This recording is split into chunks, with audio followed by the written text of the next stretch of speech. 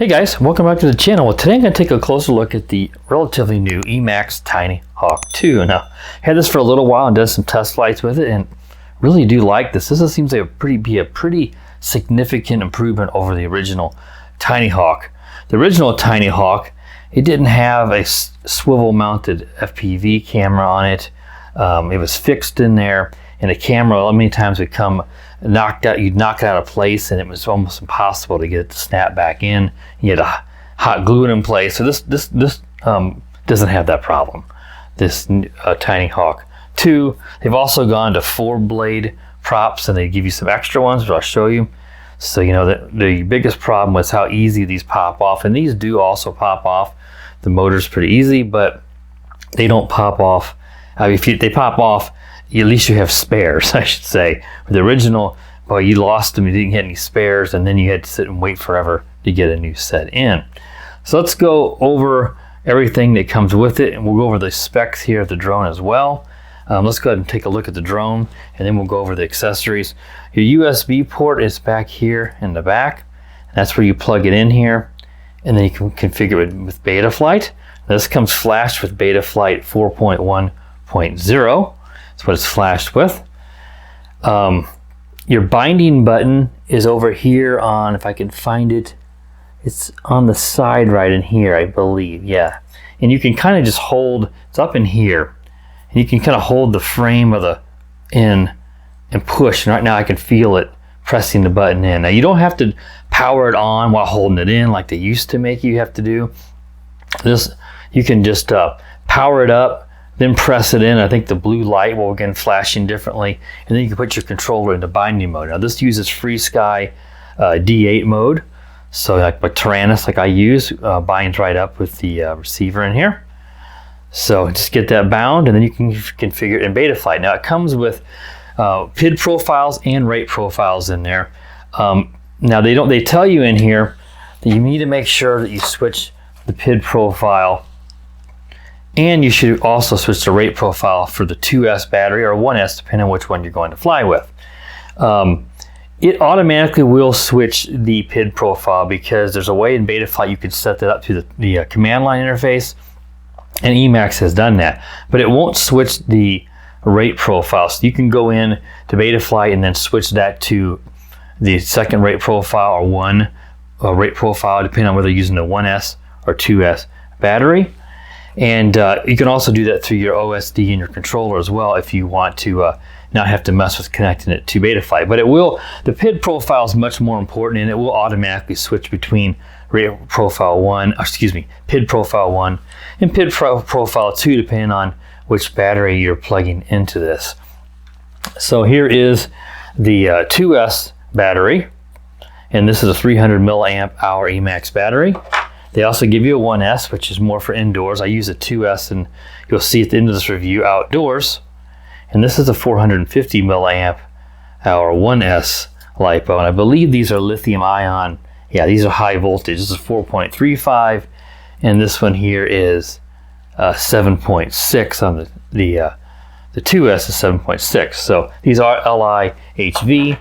They give you a little bag of some screwdrivers and more rubber bands for the batteries, and an extra little plug if you need one, if you damage the original.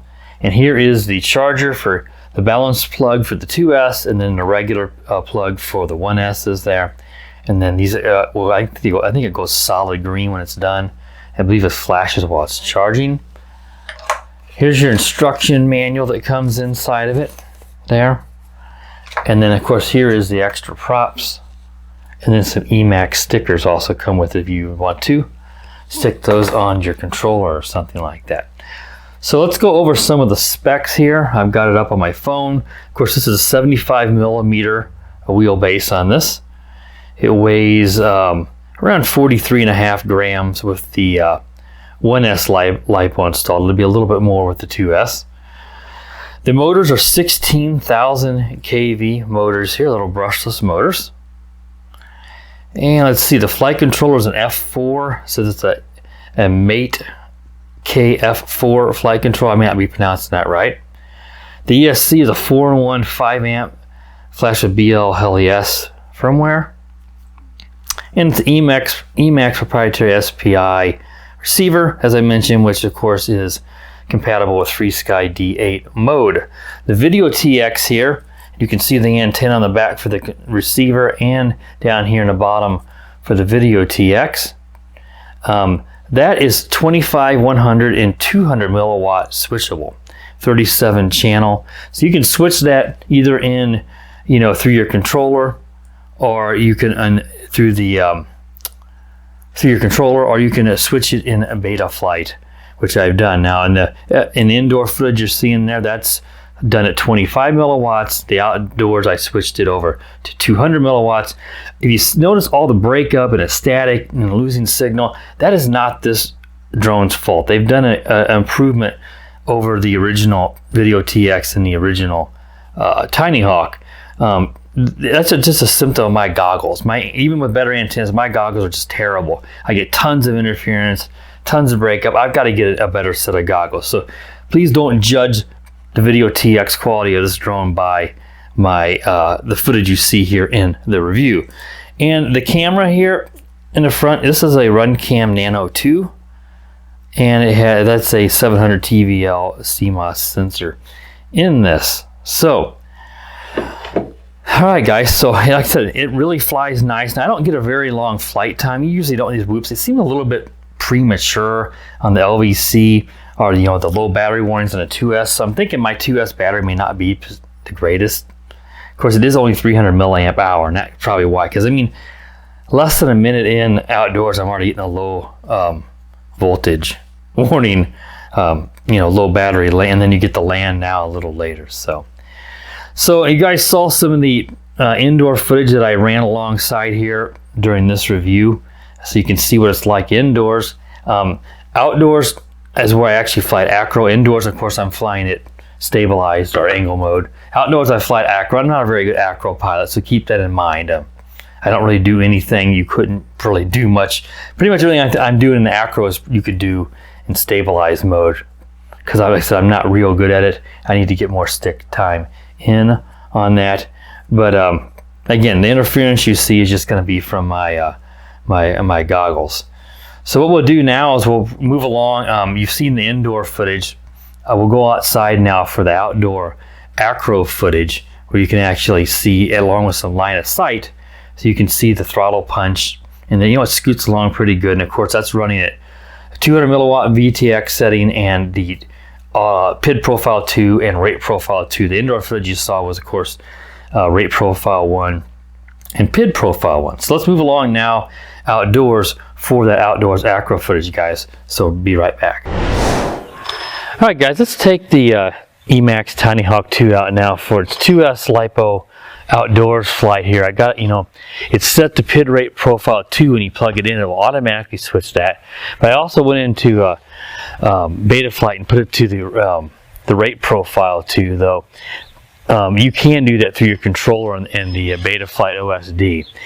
So I'm going to fly it around here. I'll do a little line of sight first, and then we'll switch over to some footage from my cheapo goggles here. If the FPV footage breaks up a lot or anything, it's not the Tinyhawk, it's these cheap goggles. They're just notorious for that. I need to get some good ones. But anyway, we'll fly it around here, line of sight, and then do some FPV. And then I'll come back at the end of this video. After the FPV acro footage, we'll go to some indoor footage on the 1S LiPo. Hopefully I put some of that in picture-in-picture during the table review, but I want to give you guys a full indoor video. That's just flying in angle mode or stabilized mode. I'll fly this in acro though, by goggles, but I'm not a really good acro pilot, so just keep that in mind. But we'll fly it here and stabilize just to give you guys an idea on the throttle punch and how it runs. So let's go ahead and plug it in. Now Katie's driving the Emax truck around here right now, so you hear that in the background. That's just her driving. She wants to drive trucks right now. So I'm gonna go ahead and we'll plug this in and set it down here and fire up the Taranis QX7. I got it set to, let's see if I can get to stabilize, horizon, and acro here. These little thumb grips you see, I'm going to be reviewing these. These are really cool. I got these in for review, and these, I'm going to try these out today for the first time on my Taranis. and see how it works. I'm really excited about it. All right, let's go ahead and we'll take it up now and fly it around. So I'm just going to back up here. Let's go ahead and take it up.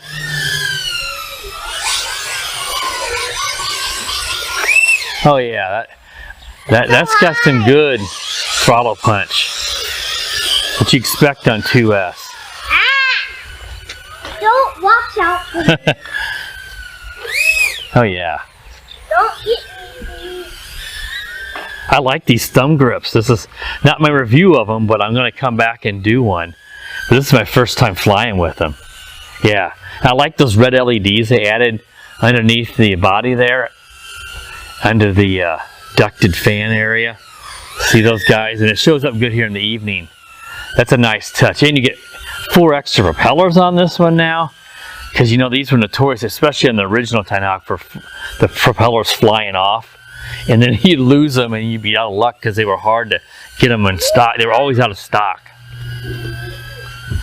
If you hear someone yelling my name, Daddy, Daddy, that's my youngest one inside who wants to come out, and she'll be running all over that pool cover there and getting wet if I let her. So, all right, let's bring it over here and we'll land it now, guys. See if I can ease it down in my hands, and then I'm gonna have to. Whoa! That was me. What happened there is I bumped the. I was trying to catch it, and I bumped the throttle with my tummy, and that caused it to do that. So, yeah, I usually don't recommend hand catching brushless, but this is small enough I'm not too worried.